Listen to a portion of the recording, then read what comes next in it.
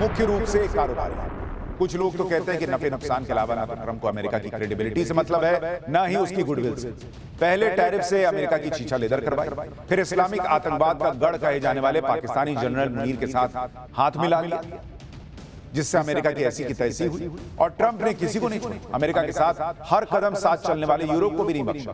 Trump ने अपनी सनक और हानक दोनों के चलते दुनिया को एक गहरी अस्थिरता की तरफ धकेल दिया है। पहले टैरिफ का वॉर, अब वॉर।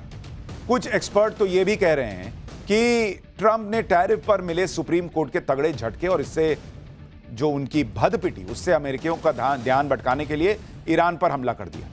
सुप्रीम कोर्ट ने पहले ही इन टैरिफ को असंवैधानिक बताया था। अब एक और फैसला आया है जिसमें अमेरिका की संघीय अदालत ने कहा है कि जिन कंपनियों ने ट्रंप सरकार की तरफ से लगाए गए इंपोर्ट टैरिफ का भुगतान किया था, उन्हें अब पैसा वापस किया जाए। इसलिए सवाल उठ रहा है कि क्या ट्रंप ने पैसा लौटाए जाने के पछड़े से बचने के लिए यह युद्ध वाला पैंतरा चला।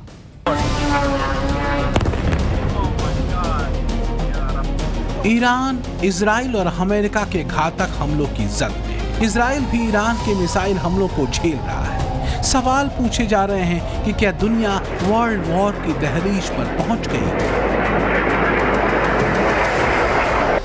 इस बीच ईरान ने साफ किया है कि वो अपने पड़ोसी देशों पर हमला नहीं करेगा। ईरानी राष्ट्रपति मसूद पेजेशिकियान ने पड़ोसी देशों पर किए गए हमलों के लिए माफी भी मांगी है। पेजेशिकियान के रुख ने एक मौका ट्रंप को दे दिया। उन्होंने सोशल मीडिया ट्रुथ पर फौरन जवाब दिया। ट्रंप ने लिखा, ईरान जो बुरी तरह से हार रहा है ने अपने मध्य पूर्वी पड़ोसियों से माफी मांगते हुए आत्मसमर्पण कर दिया है और वादा किया है कि वो अब उन पर गोलीबारी नहीं करेगा। ये वादा अमेरिका और इजराइल के लगातार हमलों के कारण ही किया गया है। यही नहीं, ट्रंप ने इसी पोस्ट में आगे ये भी लिखा कि आज ईरान पर भीषण प्रहार होगा, पूर्ण विनाश और निश्चित मृत्यु पर गंभीरता से विचार किया जा रहा है। असल मुद्दा ये है कि क्या ट्रंप ईरान की जमीन पर सैनिक उतारेंगे? ट्रंप ईरान को लेकर चाहते क्या हैं, ऐसा लगता है वो खुद भी नहीं जानते। ईरान के supreme leader Ayatollah Ali Khamenei की मौत के बाद उनके बेटे मुज्तबा खामेनेई को ईरान के सुप्रीम लीडर पद का प्रमुख दावेदार माना जा रहा है, लेकिन ट्रंप को यह पसंद नहीं। ट्रंप कह रहे हैं कि ईरान का लीडर वही बनेगा जो उन्हें स्वीकार्य होगा। कमाल देखिए, ये वही ट्रंप हैं जिनको शांति का नोबेल देने की सिफारिश उनके नए दोस्त बने पाकिस्तान के फील्ड मार्शल मुनीर और फ्लॉप शहबाज शरीफ कर रहे थे। ईरान के एटॉमिक पावर हासिल करने को लेकर ट्रंप को आपत्ति थी, लेकिन आतंक की फैक्ट्री चला रहे मुनीर और आतंकवादियों की पनाहगाह पाकिस्तान से ट्रंप को कोई दिक्कत नहीं। तो क्या ट्रंप उस पर ही दबाव बनाएंगे जिसके पास एटम बम नहीं? पाकिस्तान जैसे आतंकवादी देश को ट्रंप माफ कर देंगे? क्या युद्ध से वही बचा रहेगा जिसके पास परमाणु बम होगा? कहा यह जा रहा है कि ईरान को घेरने के प्लान पर काम बहुत पहले से ही शुरू कर दिया गया था। ईरान और अमेरिका के बीच वार्ताओं का दौर तो सिर्फ दुनिया को दिखाने के लिए था। खबरें ये भी उड़ाई गईं कि ईरान न्यूक्लियर धमकी दे रहा है। ईरान 11 परमाणु बम बना सकता है। उसके पास 400 किलोग्राम से ज्यादा 60% शुद्धता वाला न्यूक्लियर मटेरियल है। ईरान अमेरिका को एटॉमिक धमकी दे रहा है। ईरान अपनी पूरी क्षमता के साथ अमेरिकी सैन्य ठिकानों पर प्रहार कर रहा है। ये प्रहार मारक है। बीते 7 दिनों में ईरान ने अमेरिका के आधा दर्जन से ज्यादा एयरबेसेस को निशाना बनाया है, जिसमें बहरीन, कुवैत, कतर, सऊदी अरब, यूएई, इराक, तुर्की सहित कई मिडिल ईस्ट के ठिकाने। ईरानी ड्रोन ने अमेरिकी दूतावासों को भी निशाने पर लिया है। सवाल ये उठ रहे हैं कि ईरान इतने सटीक हमले कैसे कर रहा है? उसे अमेरिका के संवेदनशील ठिकानों की लोकेशन कैसे मिली? द वॉशिंगटन पोस्ट और न्यूयॉर्क टाइम्स की ये खबरें क्या कोई रणनीतिक इशारा कर रही हैं? द वॉशिंगटन पोस्ट की एक रिपोर्ट में दावा किया गया है कि युद्ध शुरू होने के बाद से ईरान को अमेरिकी युद्धपोतों और विमानों की स्थिति सहित अमेरिकी बेसिस की जानकारी रूस मुहैया करा रहा है। तो क्या जानबूझकर रूस का नाम इस युद्ध में खींचा जा रहा है या सच में खबर में कोई दम है? आखिर क्यों बार बार अमेरिका को यह कहना पड़ रहा है कि उसके पास हथियारों की कोई कमी नहीं? लेकिन शुरू में ही कई बड़े झटके ईरान ने ट्रंप को दे दिए। ईरान के हमलों में मुख्य निशाना सैटेलाइट कम्युनिकेशन टर्मिनल और रडार डोम को बनाया गया है, जिन्हें खाड़ी देशों में अमेरिकी सेना के कमांड एंड कंट्रोल नेटवर्क की रीढ़ माना जाता है। ट्रंप चाहे जितनी शेखी बघार ले, लेकिन सच यही है कि ईरानी हमलों ने सवाल अमेरिका की सैन्य रणनीति पर भी उठाए हैं, क्योंकि ईरान शाहेद ड्रोन से अमेरिकी बेसिस पर हमला कर रहा है। शाहेद ड्रोन की कीमत 20 से $50,000 है। ईरान हर दिन करीब 500 शाहेद ड्रोन बनाता है। ईरान के पास इस वक्त 80,000 शाहेद ड्रोन मौजूद है। बहरीन में इसी सस्ते लेकिन अचूक शाहेद ड्रोन से ईरान ने अमेरिकी सेना के 5वें बेड़े के सैटेलाइट कम्युनिकेशन टर्मिनल पर हमला करते हुए उनके रडार को बर्बाद कर दिया। इस हमले में अमेरिका को करीब $300 मिलियन यानी करीब 2,500 करोड़ रुपए का नुकसान हुआ। ट्रंप मुख्य रूप से एक कारोबारी है। कुछ लोग तो कहते हैं कि नफे नुकसान के अलावा ना तो ट्रंप को अमेरिका की क्रेडिबिलिटी से मतलब है, ना ही उसकी गुडविल से। पहले टैरिफ से अमेरिका की छीछा लेदर करवाई, फिर इस्लामिक आतंकवाद का गढ़ कहे जाने वाले पाकिस्तानी जनरल मुनीर के साथ हाथ मिला लिया, जिससे अमेरिका की ऐसी की तैसी हुई। और ट्रंप ने किसी को नहीं छोड़ा, अमेरिका के साथ हर कदम साथ चलने वाले यूरोप को भी नहीं बख्शा। जब मौका मिला, यूरोपीय देशों का मजाक भरे मंच से उड़ा दिया। अब वही देश भारत के साथ एक लंबी और भरोसेमंद दोस्ती वाले रास्ते पर चल रहे हैं। एक्सपर्ट कहते हैं कि कहीं ऐसा ना हो कि ईरान ट्रंप के लिए गले की हड्डी बन जाए, जैसा बनता दिख भी रहा है। जैसे 50 के दशक में वियतनाम बन गया था। 20 साल तक वियतनाम के साथ युद्ध करने के बाद भी अमेरिका को कुछ हासिल नहीं हुआ। तो क्या ट्रंप अमेरिका का वही हाल करके मानेंगे? अमेरिका को ग्रेट बनाने निकले बड़बोले ट्रंप ने अमेरिका को कहीं द ग्रेट कॉन्फ्लिक्ट में तो नहीं फंसा दिया। मामला 50 के दशक के मध्य का वियतनाम वॉर वाला तो नहीं हो जाएगा, जिसमें सुपर पावर अमेरिका की सारी दबंगई हवा हो गई थी।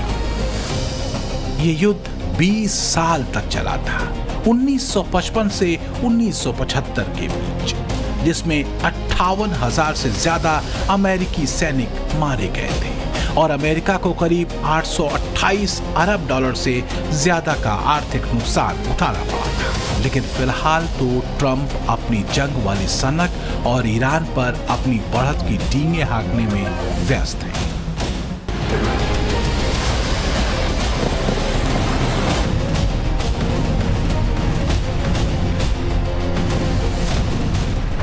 ट्रंप का शांति राग अब दुनिया को घोर अशांति के दौर में धकेल चुका है। 8 महीनों में 8 वॉर को खत्म कराने का दावा करने वाले ट्रंप वास्तव में शांति के कितने बड़े पुजारी हैं, ये दुनिया समझ चुकी है। रही बात ईरान की, तो वो ट्रंप को जवाब दे रहा है, कड़वा, तीखा और ताकतवर। सवाल ट्रंप के उस ताजा धमकी का भी है जो उन्होंने ईरान को दी है। आज की रात ईरान के लिए कयामत की रात होगी। वैसे ट्रंप भी जानते हैं कि उन्हें दुनिया कभी सीरियसली नहीं लेती। Bureau report, times now, Navbharat.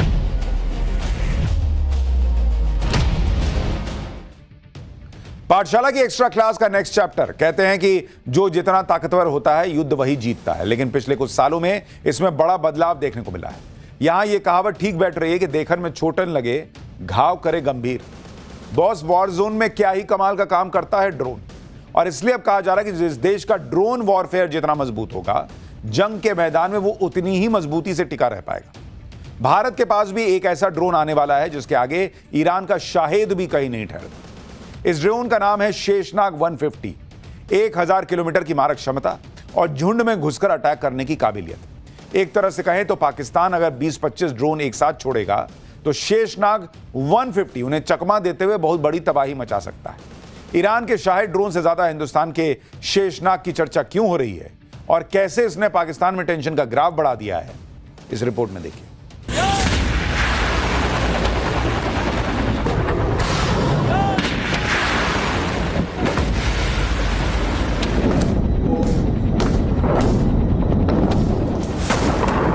Tehran में तबाही है। कुवैत और कतर में ईरान के ड्रोन्स कहर बरपा रहे हैं। सऊदी अरब से लेकर जॉर्डन तक दहक रहा है। हफ्ते भर से ज्यादा का वक्त हो चुका है जब से अरब के मुल्कों में बारूद बरस रहा है। एक तरफ अमेरिका और इजराइल की जिद है, दूसरी तरफ ईरान भी कोई कोर कसर नहीं छोड़ रहा है। जमीन से ज्यादा आसमान में लड़ी जा रही इस जंग में जिस बात की सबसे ज्यादा चर्चा है वो ईरान का शाहेद 136 आत्मघाती ड्रोन है। अल्लाहु अकबर, अल्लाहु अकबर।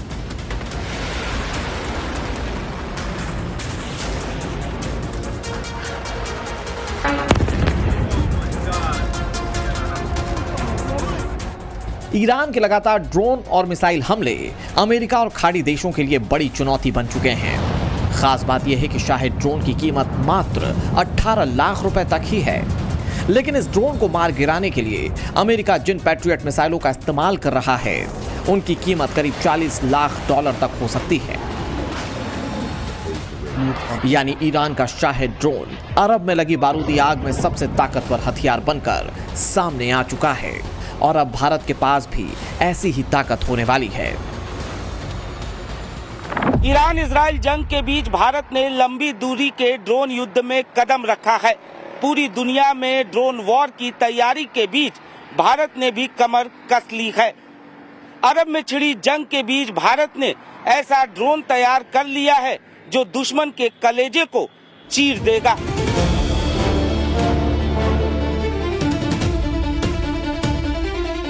देश की प्रयोगशालाओं से निकले इस नाग का नाम है शेषनाग 150 ड्रोन। एक ऐसा अचूक और ताकतवर हथियार जो एक बार उड़ान भरता है तो दुश्मन का काम तमाम करके ही वापस लौटता है। जानना चाहते हैं कैसे? तो सुनिए। शेषनाग 150 को कोऑर्डिनेटेड झुंड हमलों के लिए डिजाइन किया गया है। शेषनाग 150 एक ऐसा साइलेंट किलर है जो 1000 किलोमीटर दूर बैठकर भी दुश्मन की धड़कनें बंद कर सकता है। यह महज एक मशीन नहीं, भारत का वो स्वदेशी सुदर्शन चक्र है जो जब झुंड में निकलता है तो बड़े से बड़े एयर डिफेंस सिस्टम कबाड़ हो जाते हैं। ये ड्रोन 5 घंटे से ज्यादा देर तक उड़ान भर सकता है, टारगेटेड एरिया के ऊपर मंडरा सकता है जिससे रियल टाइम सर्विलांस और हमले के ऑप्शंस मिल जाते हैं। ये ड्रोन 25 से 40 किलोग्राम वॉरहेड के साथ दुश्मन के एयर डिफेंस सिस्टम को निशाना बना सकता है। यानी जंग के मैदान में उसे उतार दिया जाए तो दुश्मन का बचना नामुमकिन है। शेषनाग 150 को खास तौर पर स्वॉर्म यानी कि झुंड में हमला करने के लिए डिजाइन किया गया है। इसमें कई ड्रोन्स एक नेटवर्क की तरह साथ मिलकर काम करते हैं। खास बात यह है कि शेषनाग 150 ने 1 साल पहले अपनी पहली उड़ान भरी थी और अब कामयाबी के साथ देश की सरहदों की ढाल बनने को तैयार है।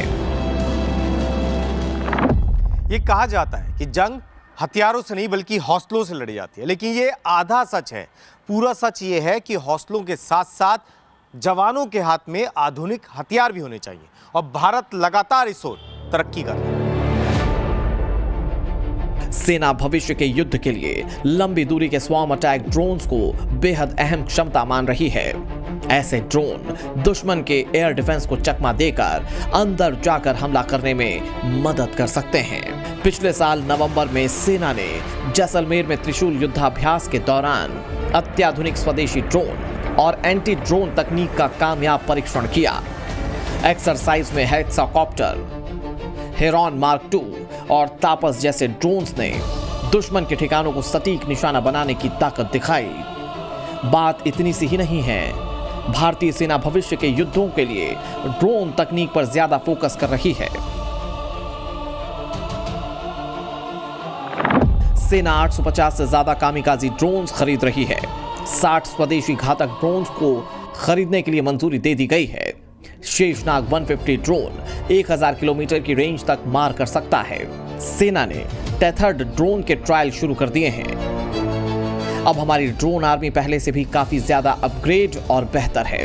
सेना ने ड्रोन टेक्नोलॉजी को देखते हुए एक प्रोग्राम शुरू किया है, ईगल ऑन एवरी आर्म, यानी कि सैनिक की भुजा पर बाज। हर सैनिक के साथ एक ड्रोन युद्ध के समय उसका साथ देगा। भारतीय सेना ने भविष्य के युद्ध क्षेत्र के लिए तैयार अत्याधुनिक ड्रोन सिस्टम विकसित किए हैं। ये ड्रोन बेहद घातक मारक क्षमता से लैस है। वहीं सेना ने निगरानी ड्रोन भी विकसित किए हैं। सवाल ये है कि सेना के ड्रोन तकनीक को और मजबूत बनाने पर फोकस की वजह क्या है। इस सवाल का जवाब इन तस्वीरों से समझा जा सकता है। ऑपरेशन सिंदूर के दौरान पाकिस्तान ने 3 दिन में करीब 1000 ड्रोन्स के जरिए हमला किया था। इनमें से काफी संख्या में सर्विलांस ड्रोन थे और कुछ तुर्की से लिए गए कामिकाजी ड्रोन। ये ड्रोन बम या फिर दूसरे बारूद से लैस होते हैं, लेकिन सरहद में घुसने से पहले ही पाकिस्तान के सभी ड्रोन हवा में ही मार गिराए गए थे। इतना ही नहीं, ऑपरेशन सिंदूर के दौरान स्काई स्ट्राइकर, ALS-50 और MR-20 लॉजिस्टिक ड्रोन के जरिए पाकिस्तान में आतंकियों के ठिकानों को नेस्तनाबूद कर दिया गया था। ऑपरेशन सिंदूर में पाकिस्तान को पड़ी मार के 10 महीने हो चुके हैं और इन दोनों देशों की सेना कई गुना ताकतवर हो चुकी है। खासतौर से ड्रोन्स को लेकर लगातार नई टेक्नोलॉजीज डेवलप की जा रही हैं। खास बात यह भी है कि सेना का फोकस स्वदेशी हथियारों पर है, यानी कि ज्यादातर ड्रोन देश में ही बनाए जा रहे हैं, जो युद्ध जैसे हालात में सबसे अचूक हथियार साबित हो रहे हैं। सेना के ड्रोन पर फोकस की एक और बड़ी वजह है, कई ड्रोन्स की कीमत सिर्फ $20,000 यानी कि 18 लाख रुपए से कम होती है, जबकि एक पैट्रियट मिसाइल की कीमत करीब $40 लाख यानी कि 37 करोड़ रुपए तक हो सकती है। दुश्मन को एक सस्ते ड्रोन को रोकने के लिए लाखों करोड़ों रुपए की मिसाइल खर्च करनी पड़ती है। एक मामूली सा ड्रोन महंगे टैंक को कबाड़ में तब्दील कर देता है, तो युद्ध का पूरा अर्थशास्त्र ही बदल जाता है।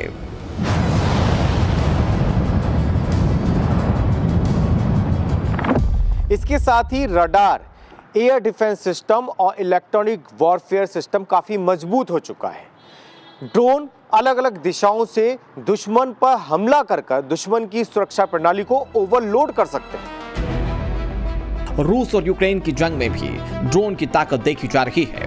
महज 30 से 40 हजार की लागत वाला छोटा FPV ड्रोन, जिसे रिमोट से चलाया जाता है, रूस के सबसे आधुनिक T-90M टैंक या अमेरिका के अब्राहम टैंक को तबाह कर सकता है।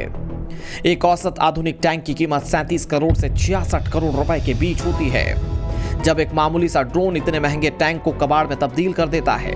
पिछले 2 महीने के दौरान यूक्रेन ने ऐसे हजारों ड्रोन हमले किए हैं, जिन्होंने साबित कर दिया कि अब महंगे तोप खाने की बजाय ये सस्ते शिकारी ज्यादा असरदार हैं।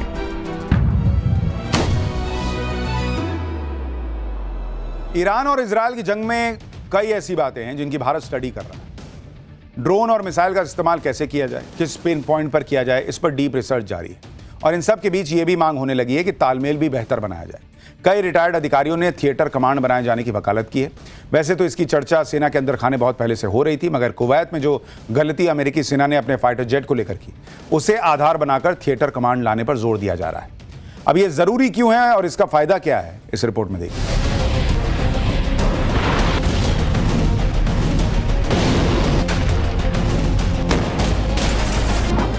वक्त बेवक्त धमाकों की गूंज और हर तरफ तबाही का मंजर।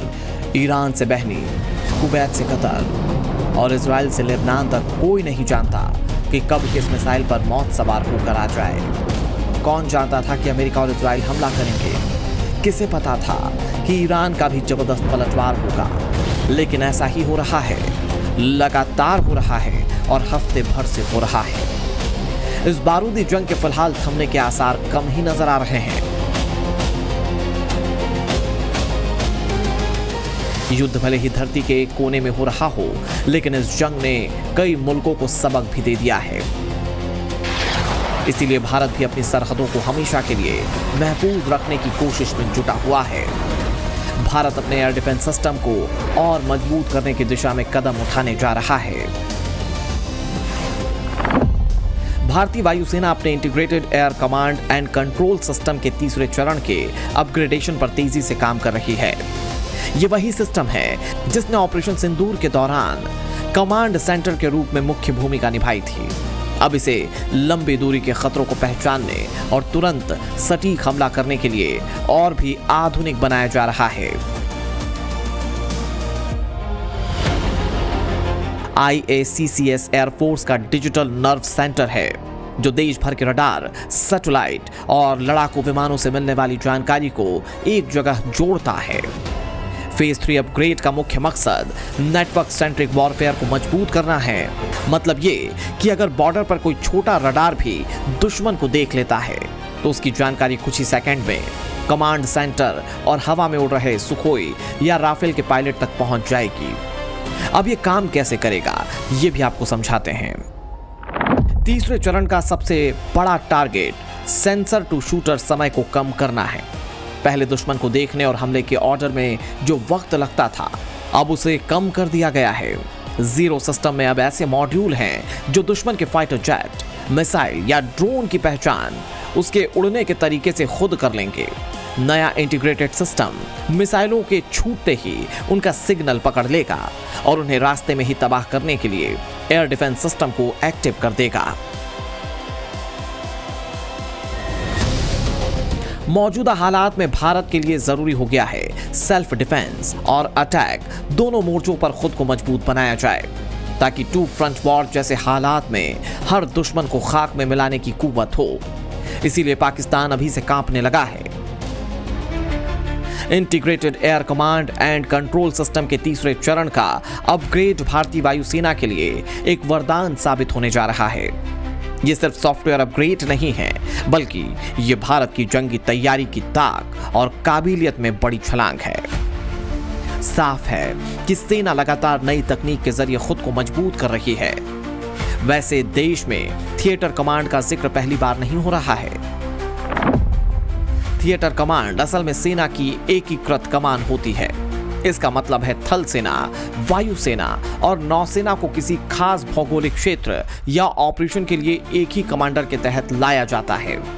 इसका फायदा यह होता है कि ऑपरेशन के समय सभी संसाधनों का इस्तेमाल एक साथ सही दिशा में किया जा सके। भारत में थिएटर कमांड बनाने की जरूरत क्यों महसूस की जा रही है, अब आपको यह भी समझाते हैं। मौजूदा सैन्य संरचनाओं में तीनों सेनाओं की अपनी अपनी कमानें हैं। थल सेना की 7 कमांड, वायुसेना की 7 कमांड है और नौसेना की 3। ये सभी एक दूसरे से स्वतंत्र होकर काम करती हैं।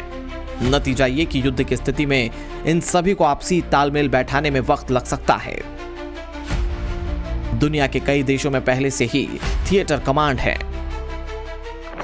भारत में पहली बार थिएटर कमांड बनाने की बात 1999 के कारगिल युद्ध के बाद आई थी। उसके बाद 2016 के उरी हमले और 2019 के बालाकोट एयर स्ट्राइक के बाद इस पर गंभीरता से चर्चा बढ़ी।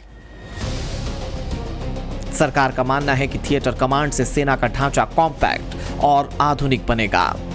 संसाधनों की बर्बादी रुकेगी। दुश्मन के खिलाफ सेना के तीनों अंग जब एक साथ जवाब देंगे तो सामने पश्चिम वाला आतंकी मुल्क हो या उत्तर वाला पड़ोसी, हिंदुस्तान की तरफ नापाक नजर उठाने वाले की तबाही तय है।